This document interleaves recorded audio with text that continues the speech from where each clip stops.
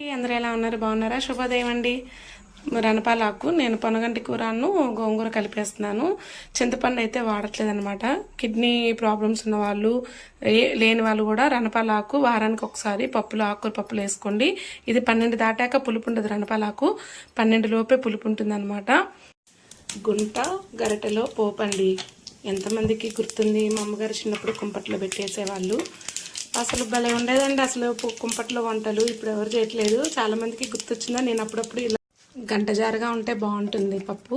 Creatine ఉన్నవాళ్ళు, kidney problems ఉన్నవాళ్ళు, కిడ్నీలో రాళ్ళు ఉన్నవాళ్ళు రణపాలాకుని యూజ్ చేయండి. చాలా మంచిది. వారానికి కూడా ఉప్పు, కారం, చింతపండు తగ్గిమంటున్నారు కదా. నేను ఆకుకూరలలోకి చుక్కకూర, గోంగూర ఎక్కువ యూజ్ చేస్తానండి. వారానికి 2 సార్లు ఆకుకూర పప్పు వండుతాను. మా ఇంట్లోనే ఉన్నాయి అన్నమాట.